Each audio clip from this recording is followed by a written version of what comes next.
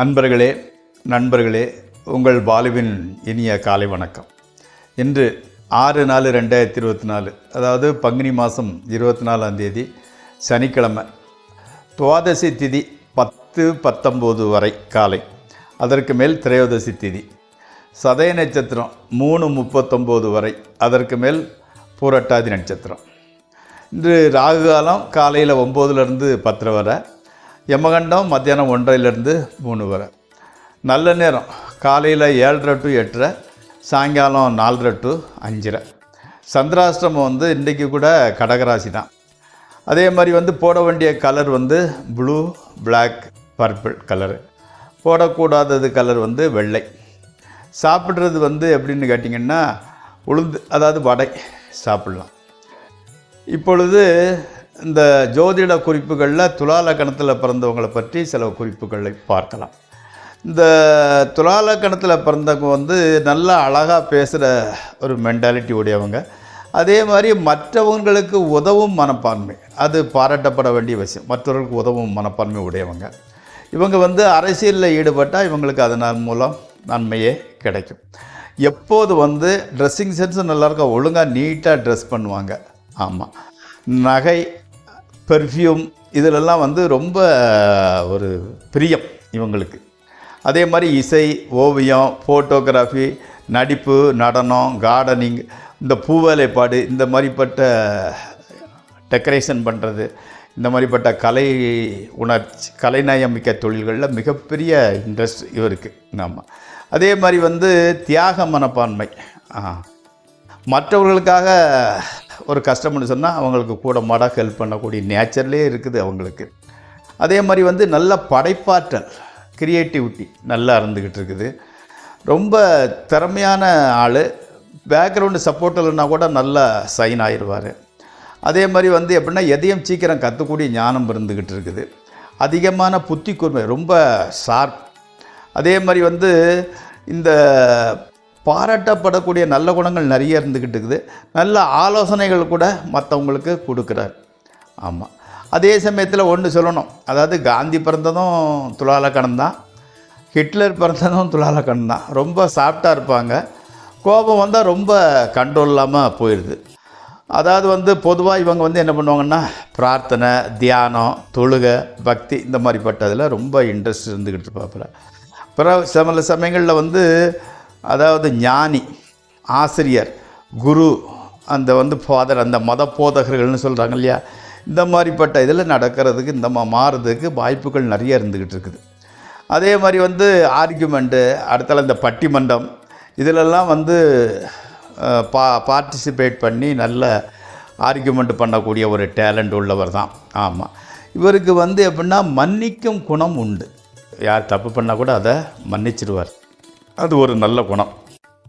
அதே மாதிரி மற்றவங்களோட மனசை துன்புறுத்த மாதிரி பேசவும் மாட்டாங்க, நடக்கவும் மாட்டாங்க. ஆமாம். குடும்ப வாழ்க்கை கூட நல்லா இருந்துக்கிட்டு இருக்கோம். அதே மாதிரி வயதான காலத்தில் இவரோட குழந்தைகள் இவருக்கு சப்போர்ட்டிவாக இருந்திருப்பாங்க. வேறு என்ன வேணும்? நாளை அந்த துலா லக்னத்தை பற்றி இன்னும் கொஞ்சம் பார்ப்போம்.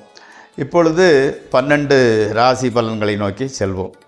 இந்த ராசி பலன் நிகழ்ச்சி பயனுடையதாக இருந்தால், அதை பார்க்குறவங்களா இருந்தால் சப்ஸ்கிரைப் பண்ணுங்கள். உங்களோட நண்பர்களுடன் அதை பகிர்ந்து கொள்ளுங்கள். முதலில் மேசராசி. உங்களுக்கு இப்போதைக்கு மனதைரியம் கொஞ்சம் கம்மியாயிடுச்சு. தேவையில்லாத பிரச்சனை எதுக்கு நம்ம ஒதுங்கி போயிடலாம்ங்கிற ஒரு சிச்சுவேஷனுக்கு வந்துட்டீங்க. இது நல்லது தானே, நன்மைக்கே. இளைய சகோதரர் சகோதரிகள், அதாவது தம்பி தங்கச்சிலாம் பெரிய அளவு நல்ல நிலைமைக்கு வரல. இது கொஞ்சம் உங்கள் மனசுக்கு கொஞ்சம் கஷ்டமாக தான் இருந்துக்கிட்டு இருக்குது. தொழில் வளர்ச்சி நல்லா போய்கிட்டு இருக்குது. அடுத்து ரிஷபராசி. பணம் சும்மா ஜாஸ்தி செலவாகிக்கிட்டு இருக்குது.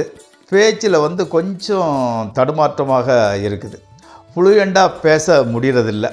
காரணம் மனசில் கொஞ்சம் பயம். அதே மாதிரி குழந்தைகளுக்கு உண்டான பிரயாண வாய்ப்பு இருந்துக்கிட்டு இருக்குது. அதிர்ஷ்டம் கூடிய சீக்கிரம் வருங்கிற நம்பிக்கை.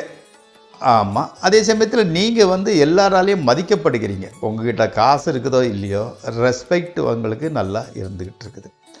மிதுன ராசி. அதே மாதிரி எதிலும் லாபம் தான், எதை எடுத்தாலும் சக்ஸஸ் தான். உங்களோட சுப்பீரியர்ஸ் வந்து உங்கள் வார்த்தைக்கு மதிப்பு கொடுக்குறாங்க, நீங்கள் எது சொன்னாலும் கேட்குறாங்க. கணவன் மனைவி பெரிய பிரச்சனை எதுவும் இல்லை. மகள் அல்லது மகனை நினைத்து பெருமிதப்படுகிறீர்கள். ஏமா அந்த அளவுக்கு படிப்புலையும் சரி எதுலேயும் சரி ரொம்ப சூட்டிகையாக இருக்கிறாங்க, அதனால் அவங்கள நினச்சா அவங்களுக்கு பெருமையாக இருக்கிறது. மருத்துவம், அரசியல் தொழில் இருப்பவர்களுக்கு நல்ல வாய்ப்பு, அதாவது மெடிசன் அண்டு பாலிட்டிக்ஸு அல்லது கவர்மெண்ட் உத்தியோகம் பார்க்குறவங்களுக்கு நல்ல வாய்ப்புகள் வருகின்றன. அடுத்து கடகராசி.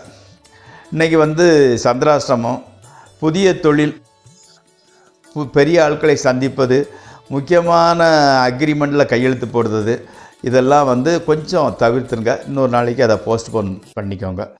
தொழில் ஓரளவு பரவாயில்ல, நல்லா போய்கிட்டு இருக்குது. பணவரவு கூட நல்லா போய்கிட்டு இருக்குது. ஆமாம், அதாவது ஹஸ்பண்ட் அண்ட் ஒய்ஃப் வந்து ஒருத்தருக்கு ஒருத்தர் சரியாக பேசிக்கிட்டது இல்லை. ஏதோ மூணாம் மனுஷன் மாதிரி கேட்ட கேள்விக்கு முதல்ல பதில் சொல்லிக்கிட்டு ஒதுங்கிக்கிறீங்க. வாகனம் கூட சரியாக வேலை செய்ய மாட்டேங்குது, ரிப்பேர் வந்துக்கிட்டு இருக்குது. அடுத்து சிம்மராசி. சிம்மராசிக்கு வந்து எதிர்பாராத இனத்துலேருந்து வர வேண்டிய பணம் வந்து சேருது. உடல் ஆரோக்கியம் கூட, ஹெல்த்து கூட நல்லா இருந்துக்கிட்டு இருக்கு. குடும்பத்தில் உள்ள பெரிய பிரச்சனை சால்வ் ஆயிடுது. அதனால் எல்லோருக்கும் ஒரு ரிலீஃப், மைண்டு வந்து கொஞ்சம் ரிலாக்ஸாக இருந்துக்கிட்டு இருக்கிறீங்க. ஆமாம், பெற்றோருக்கு வந்து கூட, அப்பா அம்மாவுக்கு கூட உடம்பு நல்லா தான் இருந்துக்கிட்டு இருக்குது. முயற்சி பண்ணுறதை வந்து கொஞ்சம் ஒத்தி வைக்கிறீங்க. இப்போ கொஞ்சம் 2-3 நாள் ரெஸ்ட் எடுத்துக்கிட்டு சந்தோஷம் பேசிக்கிச்சு ஜாலியாக இருந்து அப்புறம் பார்த்துக்கலாம் அப்படிங்கிற மாதிரி மென்டாலிட்டி. Okay, go ahead. அது அடுத்து வந்து கன்னியா ராசி. கன்னியா ராசிக்கு வந்து எப்படின்னாலும் எவ்வளோ தான் நல்ல இதாக இருந்தால் கூட எக்ஸ்ட்ரா பொறுப்பை சுமக்கிறது அப்படிங்கிறது ஒரு விரக்தி. அதாவது நீங்கள் வந்து உத்தியோகம் பார்க்குற இடத்துல எல்லாத்தையும் நல்ல பேர் எடுக்கிறீங்க, உங்கள் சுப்பீரியர்ஸை சொல்கிறத சட்டாமல் சரிங்க. அதனால் ஒருத்தன் வரலன்னா அந்த பொறுப்பை கூட உங்களுக்கு இருக்கும்போது இதுக்கு நான் தான் இழிச்சவேனாங்கிற மாதிரி ஒரு விரக்தி. ஆனால் அவர்கிட்ட நேரில் பேசுகிறதில்ல, கொடுத்த வேலையை கரெக்டாக செஞ்சு போடுறீங்க. கவலைப்பட வேண்டாம், எல்லாம் நன்மைக்கு. அவங்க வந்து ஒரு கட்டத்தில் உங்களுக்கு சப்போர்ட் பண்ணுவாங்க. ஆமாம், கோயிலுக்கு போயிட்டு வரலாம் அப்படிங்கிற மனசு இருந்துக்கிட்டு இருக்குது. ஆமாம், அதாவது வந்து எப்படின்னா உங்கள் ஜாதகத்தில் வந்து உங்கள் ராசிக்கு வந்து இப்போ முக்கால்வாசி கிரகம் 6-8 பண்ண மறைஞ்சு தான் இருந்துக்கிட்டு இருக்குது. அதனால தான் மனசு அவ்வளவு சஞ்சலப்படுகிறது. ராமர் அல்லது ஆஞ்சநேயர் கோயிலுக்கு போயிட்டு வாங்க, எல்லாமே நல்லபடியாக மாற்றங்கள் இருக்கும். சீரிய பிரச்சனைகள் எதுவும் வராது, உங்களை அண்டாது. அடுத்து வந்து துளாராசி. வெளிநாட்டுக்கு போகணும்னு நினைக்கிறவங்களுக்கு ஒரு நல்ல வாய்ப்பு வருதுங்க, உபயோகப்படுத்திக்கோங்க. உத்தியோகத்தில் வந்து நல்ல பேர் தான் இருந்துக்கிட்டு இருக்கீங்க. எதிர்ப்பு கொஞ்சம் இருந்துக்கிட்டு இருந்தது, வீட்டு பக்கத்துலேயும் சரி தொழில் பார்க்குற இடத்துலையும் சரி, அதெல்லாம் விலகிடுச்சு. மாணவர்களுக்கு வந்து நல்ல காலேஜில் வந்து சீட்டு கிடைக்கிது. திருமணம் ஆகாதவர்களுக்கு திருமணம், என்கேஜ்மெண்ட் ஃபிக்ஸ் ஆகிடுது. இன்றைக்கி தான் திருமணம் அப்படிங்கிற மாதிரி மனசு நிறைவாகவே இருக்கிறது. அடுத்து வந்து விருச்சிக ராசி. பெரிதாக வரும்னு நினச்சிக்கிட்டு இருந்த பிரச்சனை ஒன்றுமில்லாமல் போய்கிட்டுது, ரொம்ப ரிலாக்ஸ். ஆமாம், பணம் மாத்திரம் கொஞ்சம் டைட்டாக இருந்துக்கிட்டு இருக்குது. ஆமாம், உங்களுக்கு ஆறுதல் சொல்லக்கூட உங்கள் மனைவி இருக்கிறாங்க, ஆறுதல் சொல்கிறாங்க. அதனால் வந்து மனசு வந்து தெம்பாக தான் இருந்துக்கிட்டு இருக்குது. ஆனால் வந்து நீங்கள் வந்து தொழிலை வந்து மிகவும் நேசிக்கிறீங்க. தொழிலில் வந்து அட்ஜஸ்ட்மெண்ட் பண்ணுறது, ஏனோ தானோன்னு செய்கிறதெல்லாம் இல்லை. மிகவும் இன்வால்மெண்ட்டோடு எது செய்வீங்க. எப்படியாவது வந்து சைட்டு ஒன்று வாங்கிடணும்னு உறுதி கொள்ளுங்க. எப்படி உருட்டி பெற்றினாலும் நம்ம ஒன்று வாங்கணும்னு ஒரு முடிவு எடுத்திருக்கிறீங்க. அடுத்து தனுசு ராசி. சுற்றத்தினர் வீட்டுக்கு வருகின்றனர் அல்லது நீங்கள் அவர்கள் வீட்டுக்கு செல்ல வேண்டிய சூழ்நிலை வருகிறது. தொழில் நல்லா போய்கிட்டு இருக்கு. நண்பர்கள் வந்து சப்போர்ட்டிவாக இருந்துக்கிட்டு இருக்கிறாங்க. மனைவி வந்து ரொம்ப உற்சாகமாக இருக்கிறாங்க. தூக்கத்தில் மாத்திரம் கொஞ்சம் பிரச்சனை இருந்துக்கிட்டு இருக்குது. கடனை எப்போது அடைக்கிறது, எப்படி பண்ணுறதுன்னு கொஞ்சம் யோசிக்க வரீங்க. கொஞ்ச நேரம் தான், அப்புறம் மறந்துட்டு மாமூலாக வேலைக்கு ஆரம்பிச்சிருந்தீங்க. அடுத்து மகர ராசி. தகப்பனாருக்கு கொஞ்சம் மெமரி பவர் கம்மியாக இருக்குது. உடம்பு கூட கொஞ்சம் டல்லாக இருந்துக்கிட்டு இருக்குது. காதலி அல்லது மனைவியுடன் சின்ன பிரயாணம் பண்ணிட்டு வரீங்க. பணவரவு வந்து திருப்தியாக இருக்குது. சொத்து மீது உள்ள கடன் தான் கொஞ்சம் ஜாஸ்தியாகிட்டு இருக்குது. வலது கண் வந்து அடிக்கடி துடிக்கிறது மாதிரி ஒரு இது இருக்குது. வாக்கிங் போயிட்டு வாங்க, நல்லதே நடக்கும். அடுத்து கும்பராசி. கும்பராசிக்காரங்களுக்கு வந்து காதலியோட உங்கள் அவளோட வீடு வந்து சேஞ்சஸ் ஆகுது. குழந்தைக்காக தவம் இருந்தவர்களுக்கு குழந்தை பாக்கியம் கிடைக்க போகுது. அதே மாதிரி ஹையர் எஜுகேஷன் நல்ல காலேஜில் சீட்டு பெற ட்ரை பண்ணிக்கிட்டு இருக்கிறீங்க. கணவன் மனைவி உறவு கூட நல்லா தான் போய்கிட்டு இருக்கு. ஸோ இன்றைய நாள் எந்த விதமான பிரச்சனைகள் இல்லாமல் சுமூகமாக போகின்றது. அடுத்து மீனராசி. குழந்தைகளை பற்றின பிரச்சனை இன்னும் மனசை வாட்டிக்கிட்டே இருந்துக்கிட்டு இருக்குது. புதிய தொழில் ஆரம்பிப்பதில் சீரியஸாக முயற்சி பண்ணுறீங்க. சற்று தாமதமானாலும் வெற்றி கிடைக்கிறது.